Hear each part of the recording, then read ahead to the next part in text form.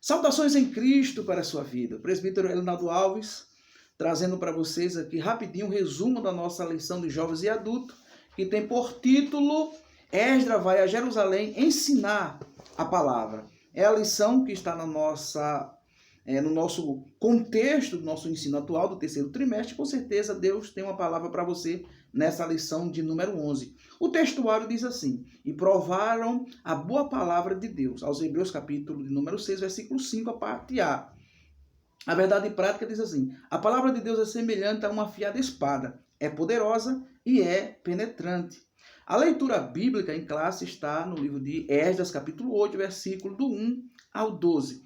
E o objetivo geral, a panorâmica da lição, diz assim: mostrar a eficácia da palavra de Deus. A nossa introdução, ela é bem resumida, diz assim: o grande valor do ensino da palavra de Deus é o nosso assunto, como Esdras foi enviado para a restauração do povo por meio da pregação, da exposição da lei ou da palavra de Deus. Zorobabel já tinha vindo com a sua finalidade trazer a restauração religiosa, a identidade dos descendentes de Abraão, na questão da restauração do templo. Depois veio Neemias para restaurar o muro e restaurar as portas, que fala da vida social, da vida civil do povo. E agora estava vindo Esdras como o enviado de Deus a mando, ou debaixo da tutela do rei Artaxerxes, e ele estava vindo com a finalidade de trazer uma restauração, de trazer uma revolução espiritual e moral na vida da nação do povo de Deus que estava retomando as suas terras. Vejam bem, Esdras não foi para Jerusalém ensinar histórias de carochinha, como nós falamos aqui no Nordeste. Esdras não foi para Jerusalém contar suas experiências pessoais, seus projetos pessoais, suas histórias pessoais. Esdras não foi para Jerusalém contar fábulas, coisas desnecessárias. Entenda que Esdras foi aqui com a finalidade de ensinar a palavra de Deus. Então, às vezes, nós ficamos observando homens que vão pregar 1 hora, 1h30, 2 horas, e o seu conteúdo bíblico é 20% da sua mensagem. 80% é para falar coisas fora de contexto, segundo fulano falou, segundo Beltrano, segundo A, segundo o escritor tal, e não diz segundo a palavra de Deus. Então, Esdras teve essa incumbência de ensinar a palavra de Deus. O primeiro tópico da lição diz: Artaxerxes envia Esdras. Primeiro tópico. O primeiro subtópico diz assim: os judeus sob o domínio dos persas. O Império Babilônico tinha caído, né? Agora estava o Império Medo-Persa, o Império Persa estava em ascensão, estava no controle mundial, e os judeus entenderam que o Império Persa era mais flexível, maleável, até porque a gente vê pelo seu contexto, o rei Ciro, Dário, o próprio Xerxes, e agora o próprio, também o rei Artaxerxes, eram homens que temiam, eram homens que reconheceram o Deus de Israel, o Deus de Abraão. Então a gente vai agora para o segundo subtópico do tópico 1. Esdras é enviado a Jerusalém para ensinar a lei.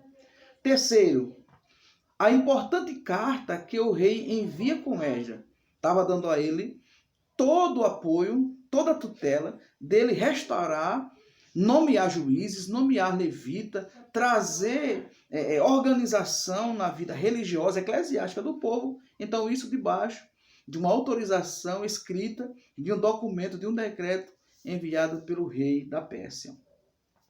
Dentro dessa carta, o que estava escrito? Qualquer judeu que desejasse poderia acompanhar Esdras a Jerusalém. Letra B. Os que fossem a Jerusalém poderiam levar ouro, prata, tudo costeado pelo tesouro do rei.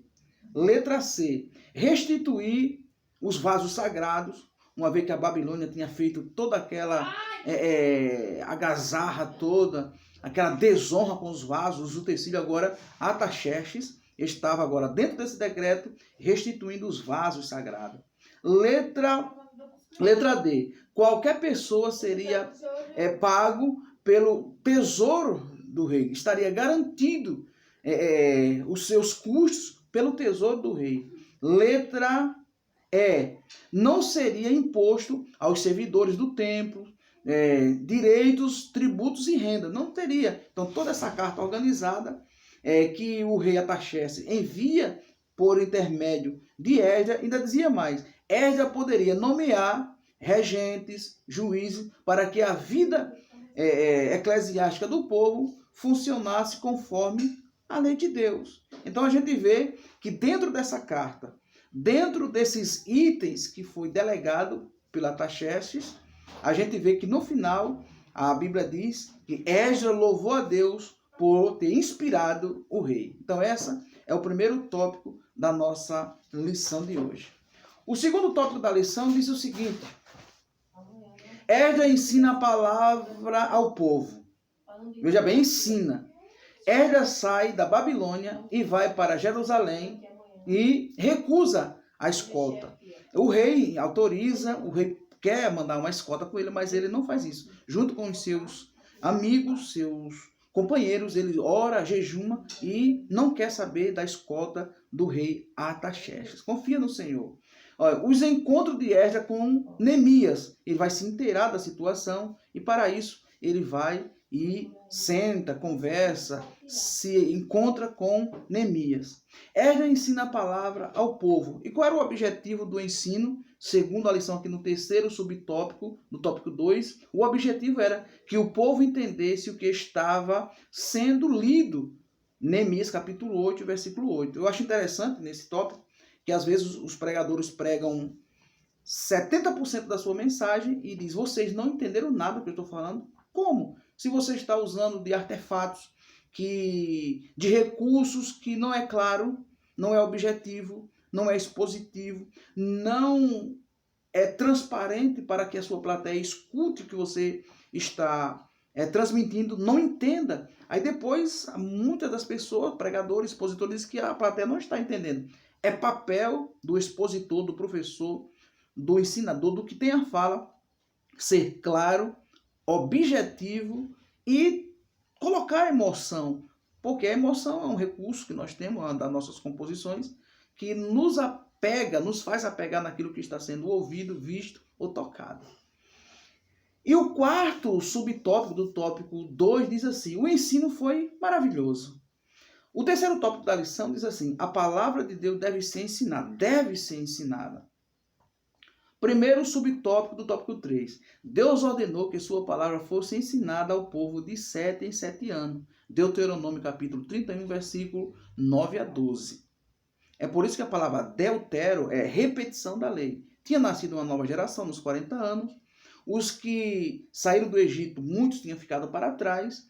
E agora uma nova geração tinha nascido. E alguns que saíram também precisavam ser reciclados a informação, e os que nasceram no caminho precisavam ser ensinados. É por isso que em Deuteronômio a palavra ouve, ó Israel, é uma linguagem que fala da repetição da lei, porque Deus queria que o seu povo aprendesse a sua palavra. Jesus ordenou o ensino da sua palavra na grande comissão. Mateus, capítulo de número 20, versículo 19 e versículo 20. Ide por todo mundo, fazer discípulos de todas as nações, ensinando a guardar todas as coisas que eu vos tenho mandado. Ensinando a guardar. Olha, que ensinar e guardar são duas coisas que estão entrelaçadas. Né? O ensino é uma coisa, e esse ensino ele ser aderido, ele ser absorvido, é uma outra coisa. Então Jesus queria que o seu discípulo ensinasse o povo a guardar. Nós aprendemos por meio da visão, que chamamos aluno visual. Nós aprendemos por meio da audição, que nós chamamos aluno auditivo. Nós chamamos por meio do toque, do contato, que nós chamamos aluno sinestésico. E também tem um quarto tipo de aluno, que é o aluno virtual. É aquele aluno cheio de conhecimento, de informação, e tem um pouco de cada coisa. Então, Jesus se preocupou com o ensino, o próprio Deus em Deuteronômio se preocupou com o ensino, e o apóstolo Paulo também se preocupou com o ensino quando ele escreve na segunda carta a Timóteo, capítulo 1, capítulo 4, versículo 1 a 5. Inclusive, na própria segunda carta a Timóteo, capítulo 4, versículo 13, Paulo está preso em Roma e pede para que Timóteo passe em Troade, pegue a sua capa, ele estava precisando por causa do frio, ele pede os seus livros, Paulo era um homem muito intelectual, e Paulo pede os pergaminhos. Então, Deus no Antigo Testamento valoriza o ensino, Jesus valoriza o ensino e os apóstolos, aqui representado por Paulo também, valoriza o ensino.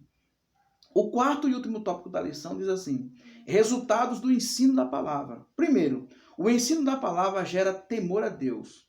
Esse é o resultado, né? Aquilo que traz resultado. Número 2, qual o resultado do ensino da palavra? Deus falou, ajunta-me o povo e eu falarei, né? E ao ouvir as minhas palavras, Deuteronômio 4:10. Hoje a gente vê uma questão das pessoas desigrejadas e é uma coisa que precisa ser olhada pelas nossas lideranças com mais carinho, porque não existe cristianismo sem liderança, a partir de Jesus, os apóstolos, os nossos pais na fé. Hoje aqui no Brasil, pastor Wellington Bezerra da Costa Júnior, pastor Oswaldo Nunes, que é aqui de Alagoas, pastor Arnóbio Tavares, que é aqui da cidade do Rio Largo, e o pastor, que é o presbítero Alberdão, que é o da minha congregação. Então, não existe cristianismo sem liderança, sem espaço físico e sem liturgia. E dentro da liturgia, um dos itens da liturgia é a exposição sistemática, o ensino da palavra de Deus. Então, hoje, a gente vê uma geração cada vez mais desconhecedora das escrituras, não sabe interpretar, não entende, não compreende, e a gente está vendo aí uma população que nós chamamos de cristianismo, mas um cristianismo, diga-se de passagem, sem um espaço físico, sem uma liturgia e sem uma liderança. Então, pode ser qualquer coisa menos cristão. Outra coisa, o resultado do ensino da palavra, pelo temor a Deus, o crente aparta-se do mal. É o resultado do ensino da palavra, o crente se apartar do mal. Provérbios capítulo 3, versículo 7. Como resultado do ensino da lei, nos dias de Esdras, o povo confessou seus pecados. Neemias capítulo 9 e versículo 1. O ensino da palavra implanta normas espirituais no crente. Essa questão de cada um faz o que quer, viver como quer, não. O ensino da palavra de Deus, como resultado, faz com que crie essas normas e sejam implantadas normas espirituais no coração do crente. Normas de santidade, separação do mal, respeito a Deus, amor ao próximo, amar a sua palavra. Então, tudo isso está como resultado do ensino da palavra de Deus. O ensino da palavra de Deus dá conhecimento, dá força e também agrada a Deus. Então, que nós possamos valorizar a palavra de Deus. Eu estou gravando esse vídeo hoje, dia 11 de setembro, e eu pergunto a você, você já leu a Bíblia hoje? Você já leu nesses 9 meses do ano de 2020?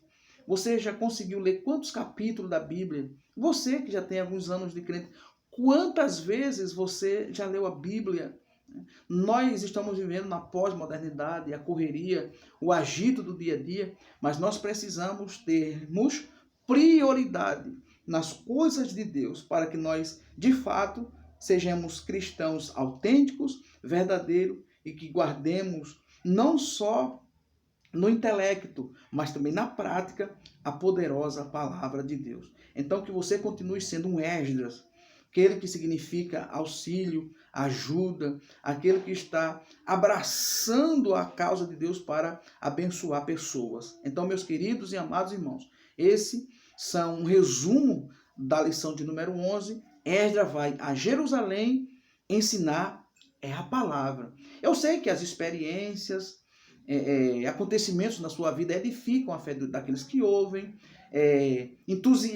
traz entusiasmo para as pessoas, mas quando você tiver a fala, priorize a exposição das Santas Escrituras, pois isso agrada a Deus, fortalece a plateia e nós, aqueles que ouvem, crescem junto com você, pois só podemos crescer ouvindo a palavra de Deus. Um abraço, seu amigo e irmão presbítero Elinaldo Alves.